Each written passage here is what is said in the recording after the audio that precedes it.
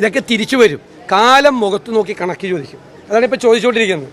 ഉമ്മൻചാണ്ടി അപമാനിക്കാൻ ഈ കഥകളൊക്കെ ഉണ്ടാക്കിയതാണെന്ന്. ഇപ്പം കാലം കറങ്ങി തിരിഞ്ഞു വന്ന്, കാലചക്രം ഉണ്ടല്ലോ, ചക്രമുള്ള കറങ്ങി തിരിഞ്ഞു വന്ന് ഇവരുടെയൊക്കെ മുഖത്ത് നോക്കി കണക്ക് ചോദിക്കും. ബാക്കി തെരഞ്ഞെടുപ്പിൽ ജനവും ചോദിക്കും. ഉമ്മൻചാണ്ടിയുടെ മന്ത്രിസഭയിൽ നിന്ന് ഗണേഷ് കുമാറിനെ പുറത്താക്കണമെന്ന് പറഞ്ഞ പാർട്ടി സെക്രട്ടറി പിണറായി വിജയൻ ഇപ്പോൾ അതിനേക്കാൾ ഗൗരവമുള്ള കുറ്റകൃത്യം ചെയ്തപ്പോൾ പറയാണ് കുടുംബ പ്രശ്നമാണ്. മനസ്സിലായി? ഇവരൊക്കെ എന്തും പറയും. ഇതൊക്കെ തിരിച്ചു വരും. കാലം മുഖത്ത് നോക്കി. KB ഗണേഷ് കുമാറിൻ്റെ വിഷയം ഇപ്പം അദ്ദേഹം പറഞ്ഞു അത് വെറും ഒരു കുടുംബ പ്രശ്നം. ഇതിനേക്കാൾ താഴെയുള്ള ഇത്രയും ഗൗരവമല്ലാത്തൊരു കുടുംബ പ്രശ്നം 2013 അപ്പോൾ ഉമ്മൻചാണ്ടി മുഖ്യമന്ത്രിയാണ്, പിണറായി വിജയൻ പാർട്ടി സെക്രട്ടറിയാണ്. പാർട്ടി സെക്രട്ടറിയായ പിണറായി വിജയൻ പറഞ്ഞു ഈ കുടുംബ പ്രശ്നത്തിൻ്റെ പേരിൽ ഗണേഷ് കുമാറിനെ മന്ത്രിസഭയിൽ നിന്ന് പുറത്താക്കണമെന്ന് പറഞ്ഞു. എന്ന് പറഞ്ഞ പാർട്ടി സെക്രട്ടറിയാണ് പിണറായി വിജയൻ. ഇപ്പോൾ അദ്ദേഹം മുഖ്യമന്ത്രിയാണ്. ഇപ്പോൾ അതിനേക്കാൾ ഗൗരവതരമായൊരു കുടുംബ പ്രശ്നമൊന്നുമല്ല, എനിക്കറിയാമല്ലോ, വേറെ ആളുകളുടെ കുടുംബം ഉണ്ട് അതിനകത്ത്. ഒരു കുടുംബ പ്രശ്നം പറഞ്ഞപ്പോൾ അത് കുടുംബ പ്രശ്നമാണ്. ഇതാണ് ഇരട്ടത്താപ്പ് എന്ന് പറയുന്നത്. ഇതാണ് ഇരട്ടത്താപ്പ്. പണ്ട് പറഞ്ഞിരിക്കുന്നത് വിഴുങ്ങുക എന്ന് പറയുന്നതാണ്.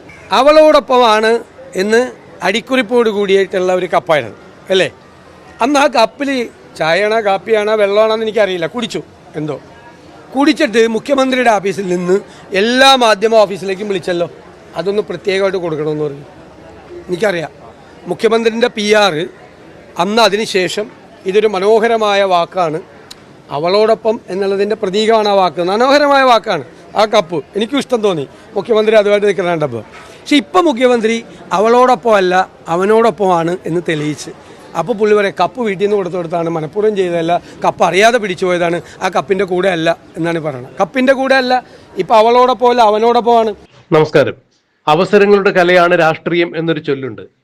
എന്നാൽ ഈ അവസരങ്ങളെല്ലാം രാജ്യത്തെ ജനങ്ങളുടെ നന്മയ്ക്കും രാജ്യത്തിന്റെ ക്ഷേമപ്രവർത്തനത്തിനും വേണ്ടിയല്ല വിനിയോഗിക്കപ്പെടുന്നത് എങ്കിൽ അത് അവസരവാദപരമായ ഒരു കലയായി മാറുന്നു.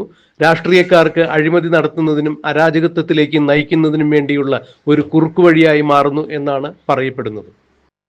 കഴിഞ്ഞ കുറച്ച് നാളുകൾക്ക് മുൻപ് മുഖ്യമന്ത്രി ഒരു അഭിമുഖം നടത്തുന്നതിനിടയിൽ ഞാൻ അവൾക്കൊപ്പം എന്നുള്ള മനോഹരമായ ഇംഗ്ലീഷ് ക്യാപ്ഷൻ രേഖപ്പെടുത്തിയ ഒരു കപ്പുമായി നിൽക്കുന്നത് കണ്ടു.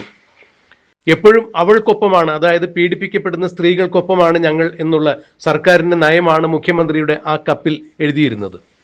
എന്നാൽ പിന്നീട് മുഖ്യമന്ത്രി പറഞ്ഞു അത് കേവലം യാദൃച്ഛികമായ സംഭവമാണ്, വെള്ളം കുടിക്കാൻ വേണ്ടി വീട്ടിൽ നിന്ന് കൊണ്ടുവന്ന കപ്പിൽ അത്തരത്തിലൊരു ക്യാപ്ഷൻ ഉള്ളതായി അറിഞ്ഞില്ല. പിന്നീട് ഫോട്ടോഗ്രാഫേഴ്സ് അതിൽ ചിത്രങ്ങൾ എടുക്കുന്നത് കണ്ടപ്പോഴാണ് അതിന്റെ പ്രത്യേകത തിരിച്ചറിഞ്ഞത് എന്നൊക്കെ പറഞ്ഞ് മുഖ്യമന്ത്രി അതിൽ നിന്നും തലയൂരുകയുണ്ടായി.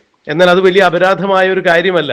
പക്ഷേ അവൾക്കൊപ്പം എന്ന് പറഞ്ഞുകൊണ്ട് അതിജീവിതയെ ഇറക്കി 3.0 തുടർ ഭരണം ആവർത്തിക്കും എന്ന് പറഞ്ഞ് പരസ്യം കൊടുത്ത മുഖ്യമന്ത്രി അവൾക്കൊപ്പമല്ല എന്നാണ് ഇപ്പോൾ പ്രതിപക്ഷ നേതാവ് VD സതീശൻ മാധ്യമങ്ങളെ കണ്ടപ്പോൾ തുറന്നടിച്ചത്. അതെല്ലാം വെറും പറച്ചിൽ മാത്രമാണ്. ഇപ്പോൾ മുഖ്യമന്ത്രി അവനൊപ്പമാണ്. മുഖ്യമന്ത്രിയുടെ മന്ത്രിസഭയിലെ ഗതാഗത വകുപ്പ് മന്ത്രിയായ KB ഗണേഷ് കുമാറിന്റെ വീട്ടിൽ, അദ്ദേഹം താമസിക്കുന്ന വീട്ടിൽ അദ്ദേഹത്തിന്റെ ഭാര്യ അദ്ദേഹത്തെ മറ്റൊരു സ്ത്രീയോടൊപ്പം കാണാൻ പറ്റാത്ത ചുറ്റുപാടിൽ കണ്ടു. അവിടെ നടന്നത് അവിഹിതമാണ്, അരാജകത്വമാണ്, ലൈംഗിക അസമത്വം തന്നെയാണ്. ഒരു കാരണവശാലും ന്യായീകരിക്കാൻ പറ്റാത്ത, അംഗീകരിക്കാൻ പറ്റാത്ത പൊതുപ്രവർത്തകരുടെ മാനദണ്ഡങ്ങളെല്ലാം വെടിഞ്ഞുകൊണ്ട് പട്ടാപ്പകൽ ഗണേഷ് കുമാർ അദ്ദേഹത്തിന്റെ വീട്ടിൽ വ്യഭിചരിക്കുകയായിരുന്നു എന്നാണ് അദ്ദേഹത്തിന്റെ ഭാര്യയുടെ വാക്കുകളിൽ നിന്നും മനസ്സിലാക്കാൻ കഴിഞ്ഞത്. എന്നാൽ ഞങ്ങൾ അവൾക്കൊപ്പം എന്ന് പറയുന്ന മുഖ്യമന്ത്രി ആ ഒരു കാര്യത്തിൽ, ആ ഒരു കേസിൽ അവൾക്കൊപ്പം നിന്നില്ല. അതായത് KB ഗണേഷ് കുമാറിന്റെ ഭാര്യയ്ക്ക് ഒപ്പം നിന്നില്ല, മറിച്ച് KB ഗണേഷ് കുമാറിനോടൊപ്പമാണ് നിന്നത്. അവനോടൊപ്പമായിരുന്നു മുഖ്യമന്ത്രി എന്നാണ് VD സതീശൻ തുറന്നടിച്ചത്. രാഹുൽ മാങ്കൂട്ടത്തിനെതിരെ ലൈംഗിക ആരോപണങ്ങൾ ഉയർന്നു വന്നു കഴിഞ്ഞപ്പോൾ ബംഗളൂരുവിൽ വരെയാണ് കേരളത്തിന്റെ ബഹുമാന്യരായ ആഭ്യന്തര വകുപ്പിൽ ജോലിയെടുക്കുന്ന പോലീസുകാരെ ബംഗളൂരുവിലെ ഓരോരോ ആശുപത്രികൾ കയറി ഇറങ്ങി ചോദിക്കാനാണ് പറഞ്ഞത്. രാഹുൽ മാങ്കൂട്ടത്തിൽ ഗർഭചിത്രം നടത്തുവാൻ പ്രേരിപ്പിച്ച സ്ത്രീകൾ ആരെങ്കിലും ഇവിടെ വന്ന് ഗർഭചിത്രം നടത്തിയിട്ടുണ്ടോ എന്ന് ആ പോലീസുകാർ ബംഗളൂരുവിലുള്ള ആശുപത്രികളിൽ കയറി ഇറങ്ങി നടന്ന് ചോദിച്ചു തെളിവുണ്ടാക്കുവാൻ വേണ്ടി ശ്രമിച്ചു എന്നൊരു ആക്ഷേപം ഇപ്പോഴും നിലനിൽക്കുന്നുണ്ട്. അതിജീവിതയ്ക്കൊപ്പമാണ് ഞങ്ങൾ എന്ന് പറഞ്ഞുകൊണ്ട് എപ്പോഴും നടിയെ പീഡിപ്പിക്കപ്പെട്ട കേസിൽ അതിജീവിതയ്ക്കൊപ്പമാണ് എന്ന് പറഞ്ഞുകൊണ്ട് ആ നടിയെ തന്നെ ഉപയോഗിച്ചുകൊണ്ട് 3.0 തുടർഭരണം ആവർത്തിക്കും എന്ന് പറഞ്ഞുകൊണ്ട് ഒരു പരസ്യം ചെയ്ത മുഖ്യമന്ത്രി തന്നെ ഇപ്പോൾ മുഖ്യമന്ത്രിയുടെ മന്ത്രിസഭയിലെ ഒരു മന്ത്രി തന്നെ പട്ടാപ്പകൽ അദ്ദേഹത്തിന്റെ വീട്ടിൽ അവിഹിതം നടത്തുന്നത് അദ്ദേഹത്തിന്റെ മന്ത്രിയുടെ ഭാര്യ തന്നെ കണ്ടുപിടിച്ചിട്ടും അവൾക്കൊപ്പം നിൽക്കാതെ അവനൊപ്പം നിന്നു മുഖ്യമന്ത്രി. ഇതിൽ കൃത്യമായ ദുരൂഹതകളുണ്ട് എന്ന് തന്നെയാണ് വി.ഡി. സതീശൻ തുറന്നടിച്ചത്. ഇത് കാലം നൽകിയ തിരിച്ചടി തന്നെയാണ് മുഖ്യമന്ത്രിക്ക്. 2013 ഉമ്മൻചാണ്ടി മുഖ്യമന്ത്രിയായിരുന്നപ്പോൾ ഉമ്മൻചാണ്ടിയുടെ മന്ത്രിസഭയിലെ മന്ത്രിയായിരുന്ന കെ.ബി. ഗണേഷ് കുമാറിന്റെ ചില കുടുംബ പ്രശ്നങ്ങൾ പറഞ്ഞു തീർക്കാത്തതിന്റെ പേരിൽ ആ കുടുംബ പ്രശ്നത്തിന്റെ പേരിൽ കെ.ബി. ഗണേഷ് കുമാർ രാജിവെക്കണം എന്ന് അന്നത്തെ പ്രതിപക്ഷത്തിരുന്ന CPM-ന്റെ സംസ്ഥാന സെക്രട്ടറി ആയിരുന്ന പിണറായി വിജയൻ ആക്രോശിച്ചത് എന്തിനു വേണ്ടിയായിരുന്നു എന്നാണ് വി.ഡി. സതീശൻ ചോദിച്ചത്. ഇന്നിപ്പോൾ അതേ മന്ത്രി തന്നെ മുഖ്യമന്ത്രി പിണറായി വിജയന്റെ മന്ത്രിസഭയിൽ മന്ത്രിയായിരിക്കുമ്പോൾ പട്ടാപ്പകൽ തന്റെ വീട്ടിൽ വെച്ച് അവിഹിതം നടത്തിയതിന് സ്വന്തം ഭാര്യ തന്നെ കാഴ്ചക്കാരി ആയി വരുന്നു. അവർ ആ ദൃശ്യങ്ങളെല്ലാം അവരുടെ മൊബൈൽ പകർത്തുന്നു. അവർ പിന്നീട് അത് മാധ്യമങ്ങൾക്ക് മുന്നിൽ വന്ന് നിന്നുകൊണ്ട് വിളിച്ചു പറയുന്നു. അപ്പോഴും മുഖ്യമന്ത്രി ധാർമ്മികമായ ഉത്തരവാദിത്തം ഏറ്റെടുത്ത് തന്റെ മന്ത്രിസഭയിലെ മാതൃകാപരമായി പെരുമാറേണ്ട പൊതുപ്രവർത്തകരുടെ ചട്ടങ്ങളെല്ലാം മറികടന്നുകൊണ്ട് അവളോടൊപ്പം നിൽക്കാതെ അവനോടൊപ്പം നിന്നു. അവിഹിത വീഴ്ച നടത്തിയ മന്ത്രിയെ ഒപ്പം ചേർത്ത് പിടിച്ചുകൊണ്ട് നിൽക്കുന്നു. ഇതാണ് വി.ഡി. സതീശൻ പിണറായി വിജയനോട് അനുഭാവം പ്രകടിപ്പിച്ചുകൊണ്ട് നിൽക്കുന്ന കെ.ബി. ഗണേഷ് കുമാറിനെതിരെയും കെ.ബി. ഗണേഷ് കുമാറിനെ തന്റെ ചെറുകനടിയിൽ സംരക്ഷിക്കുന്ന പിണറായി വിജയനെയും എതിർത്തുകൊണ്ട് മാധ്യമങ്ങൾക്ക് മുന്നിൽ തുറന്നടിച്ചത്. ഇതിൽ കൃത്യമായൊരു അജണ്ടയുണ്ട്. കാരണം കെ.ബി. ഗണേഷ് കുമാറിന്റെ ഭാര്യയായിരുന്ന ബിന്ദു മേനോനും മുഖ്യമന്ത്രി പിണറായി വിജയന്റെ മകൾ വീണ വിജയനും തമ്മിൽ വളരെ അടുത്ത സുഹൃത്ത് ബന്ധം പുലർത്തുന്ന ആളുകളാണ്. ഇവർ ഒരുമിച്ച് മലേഷ്യ ഉൾപ്പെടെയുള്ള യാത്രകളിൽ കുടുംബസമേതം മുഖ്യമന്ത്രി പിണറായി വിജയനും കെ.ബി. ഗണേഷ് കുമാർ അടക്കമുള്ള ആളുകൾ ഒരുമിച്ച് വിനോദ സഞ്ചാരത്തിന് വേണ്ടി പോയിട്ടുണ്ട്. അവിടെ നാളുകളോളം ചിലവഴിച്ചിട്ടുണ്ട്. എന്നാൽ ഇത് വെറും വിനോദസഞ്ചാരം മാത്രമായിരുന്നില്ല എന്നുള്ള കൃത്യമായ രേഖകൾ കിട്ടിയിട്ടുണ്ട്. കെ.ബി. ഗണേഷ് കുമാറിന്റെ ഭാര്യയും ഗണേഷ് കുമാറും അടക്കമുള്ള വിദേശ വ്യാപാര ബന്ധങ്ങളുടെ ചില ഡീലുകൾക്ക് വേണ്ടിയാണ് അത്തരം യാത്രകൾ സംഘടിപ്പിച്ചത്. ആ ബന്ധങ്ങളിൽ ഡീലുകളിൽ മുഖ്യമന്ത്രിയുടെ മകൾ വീണ വിജയനും ഉൾപ്പെട്ടിട്ടുണ്ട്. അതുകൊണ്ട് ഏതെങ്കിലും വിധത്തിൽ കെ.ബി. ഗണേഷ് കുമാറിനെതിരെ മുഖ്യമന്ത്രി ഒരു നടപടി എടുക്കുകയാണെങ്കിൽ അവിഹിത ബന്ധത്തിന്റെ പേരിൽ കെ.ബി. ഗണേഷ് കുമാറിന്റെ ഭാര്യ ഉന്നയിച്ച പ്രശ്നങ്ങളുടെ പേരിൽ ഗണേഷ് കുമാറിനെതിരെ മുഖ്യമന്ത്രി പിണറായി വിജയൻ ഒരു നടപടി എന്തെങ്കിലും കൈക്കൊണ്ടു കഴിഞ്ഞാൽ തീർച്ചയായും അത് മുഖ്യമന്ത്രിയുടെ മകൾ വീണ വിജയനെ സംബന്ധിച്ചുള്ള പല വിവരങ്ങളും പുറത്തുവിടുവാൻ കെ.ബി. ഗണേഷ് കുമാർ തയ്യാറായേക്കും എന്ന് പേടിച്ചുകൊണ്ട് തന്നെയാണ് മുഖ്യമന്ത്രി പിണറായി വിജയൻ അവളോടൊപ്പം എന്നുള്ള ക്യാപ്ഷൻ മറന്നുകൊണ്ട് അവനോടൊപ്പം നിലകൊണ്ടത് എന്നാണ് വി.ഡി. സതീശൻ തുറന്നടിച്ചത്. ഇത് കാലം നൽകിയ തിരിച്ചടി തന്നെയാണ്. ഇതിനി ആവർത്തിച്ചു കൊണ്ടിരിക്കും. ഈ തിരിച്ചടി കൂടാതെ ഞങ്ങളും ഇനി തെരഞ്ഞെടുപ്പിൽ കൃത്യമായി തന്നെ ജനങ്ങളോടൊപ്പം നിന്നുകൊണ്ട് മുഖ്യമന്ത്രി പിണറായി വിജയന് തിരിച്ചടി കൊടുക്കും എന്ന് തന്നെയാണ് കെ.ബി. ഗണേഷ് കുമാർ ആഞ്ഞടിച്ചത്.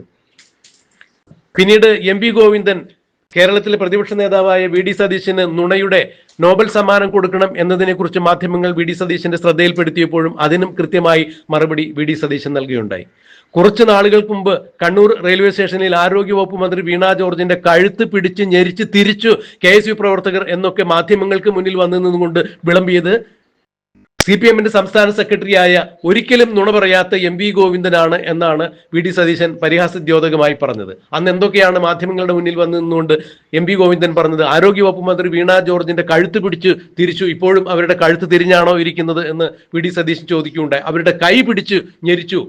കരിങ്കൊടി കാണിക്കുവാൻ ചെന്ന 5 KSU പ്രവർത്തകരെ അപ്പോൾ തന്നെ പോലീസുകാർ നീക്കം ചെയ്യുകയുണ്ടായി. ജനാധിപത്യപരമായി കരിങ്കൊടി കാണിച്ച് സമരമുറയിൽ പ്രതിഷേധിക്കുന്നതിന് സ്വാതന്ത്ര്യമുണ്ട്, അവകാശമുണ്ട് എന്നിരിക്കെയാണ് KSU പ്രവർത്തകർ മന്ത്രിയെ കരിങ്കൊടി കാണിക്കുവാൻ വേണ്ടി എത്തിയത്. കരിങ്കൊടി കാണിച്ചാൽ എങ്ങനെയാണ് കഴുത്തൊടിയുക, കഴുത്തിന് ഉളുക്ക് പറ്റുക എന്നുള്ളത് ഇപ്പോഴും അറിയില്ല എന്നാണ് വി.ഡി. സതീശൻ പറഞ്ഞത്. അത്തരത്തിൽ മാധ്യമങ്ങൾക്ക് മുന്നിൽ വന്നു നിന്നുകൊണ്ട് ഒരിക്കലും കള്ളം പറയാത്ത ഗോവിന്ദൻ സത്യം തുറന്നു പറഞ്ഞതിന് അദ്ദേഹത്തിനായിരിക്കണം നോബൽ സമ്മാനം കൊടുക്കേണ്ടത്. അത് നുണയുടെ പേരിലാണെങ്കിൽ അത്രയും നല്ലത് എന്നാണ് എം.വി. ഗോവിന്ദനെ പൊളിച്ചടുക്കിക്കൊണ്ട് വി.ഡി. സതീശൻ തുറന്നടിച്ചത്. മുഖ്യമന്ത്രി അവൾക്കൊപ്പമാണ് എന്ന് പറഞ്ഞുകൊണ്ട് ഇരട്ടത്താപ്പ് കാണിച്ച് അവനൊപ്പം നിൽക്കുന്നതിന്റെയും ഭരണം പിടിക്കുന്നതിന് വേണ്ടി എന്ത് നെറുകേടുകളും കാണിക്കുന്നതിനെ കുറിച്ച് കൃത്യമായി മാധ്യമങ്ങൾക്ക് മുന്നിൽ തുറന്നടിച്ച വി.ഡി. സതീശൻ നടത്തിയ അഭിമുഖത്തിന്റെ പ്രസക്ത ഭാഗങ്ങൾ നമുക്കൊന്ന് കേൾക്കാം. ജനം അതിശക്തമായി ആഗ്രഹിക്കുന്നു ഈ സർക്കാരിനെ താഴെ ഇറക്കണം എന്ന്. എം.വി. ഗോവിന്ദൻ എന്ന് പറഞ്ഞിരിക്കുന്നത് അങ്ങ് ഇക്കാര്യത്തിൽ അസംബന്ധം പറയുകയാണ്. നുണ പറഞ്ഞുകൊണ്ട് ലോക റെക്കോർഡിലേക്ക് അങ്ങ് കടക്കുകയാണ്. നുണ ഞാൻ പറഞ്ഞു എന്ന് ഗോവിന്ദൻ പറയാണ്. നമ്മുടെ റെയിൽവേ സ്റ്റേഷനിൽ കണ്ണൂരുണ്ടായ സംഭവത്തിൽ വീണ ജോർജിൻ്റെ ആരോഗ്യമന്ത്രിയുടെ കഴുത്ത് പിടിച്ച് KSUക്കാർ തിരിച്ചു, കൈ പിടിച്ചു വളച്ചൊടിച്ചു എന്ന് ഈ കേരളത്തിലെ ജനങ്ങളോട് നോക്കി പച്ചക്കള്ളം വിളിച്ചു പറഞ്ഞ ആളാണ് എം.വി. ഗോവിന്ദൻ. ഈ കേരളത്തിലെ ഏറ്റവും വലിയ നുണയന്മാരിൽ ഒരാളാണ്.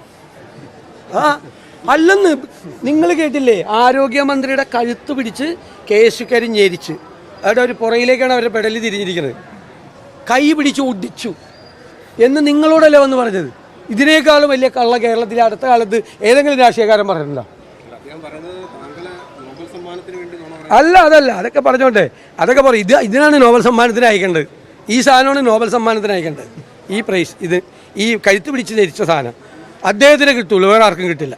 അത് ഉറപ്പാ.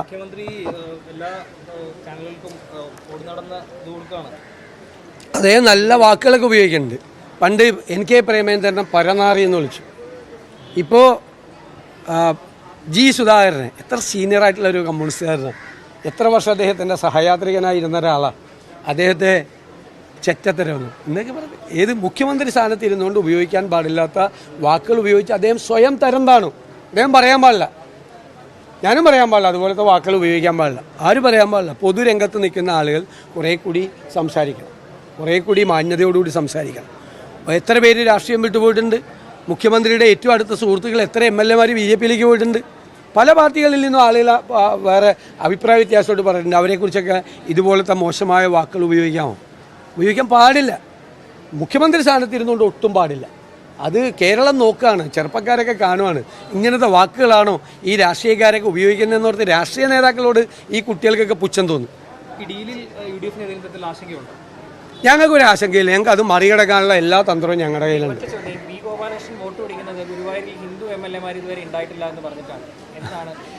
ഞാൻ ചോദിക്കട്ടെ, അതിൽ പൊന്നാനി എന്ന് പറയുന്നത് കേരളത്തിലെ മുസ്ലിങ്ങളുടെ ആസ്ഥാനമാണ് അല്ലേ? ഒരു മുസ്ലിങ്ങളുടെ ഏറ്റവും പ്രധാനപ്പെട്ട ആസ്ഥാനമാണ്. അവിടെ ഹിന്ദു MLA ഉണ്ടായിരുന്നത്. പലപ്പോഴും ഗുരുവായൂരിൽ മുസ്ലിം MLA ഉണ്ടായിട്ടുണ്ട്, പല സ്ഥലത്തും അങ്ങനെ ഉണ്ടായിട്ടുണ്ട്. അതൊക്കെ കേരളത്തിൻ്റെ മതസൗഹാർദ്ദത്തിൻ്റെ ചില സവിശേഷതകളാണ്, ചില പ്രത്യേകതകളാണ്, സവിശേഷതകളാണ്. പിന്നെ BJPക്കാർ ഇത് പറയണതിൽ വല്ല അത്ഭുതമുണ്ട്. അവർ ജാതി പറഞ്ഞ് മതം പറഞ്ഞ് അവർ വോട്ട് പിടിക്കുന്നത്, അവരെപ്പോഴും അങ്ങനെയാണ് ചെയ്യുന്നത്. അതിലിപ്പോൾ എന്താ ഇത്ര അത്ഭുതം? അത് ഇലക്ഷൻ കമ്മീഷനാണ് നടപടിയെടുക്കേണ്ടത്. ഞങ്ങൾ പരാതിയും കൊടുത്തിട്ടുണ്ട്.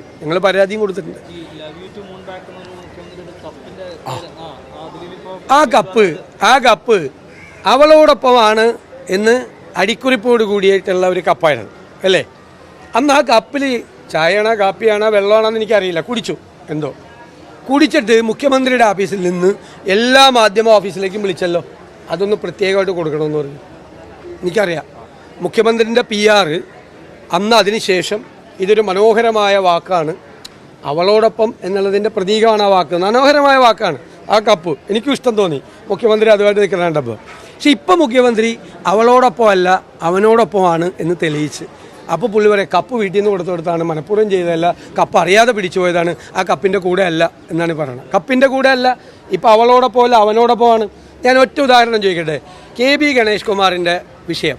ഇപ്പം അദ്ദേഹം പറഞ്ഞു അത് വെറും ഒരു കുടുംബ പ്രശ്നം.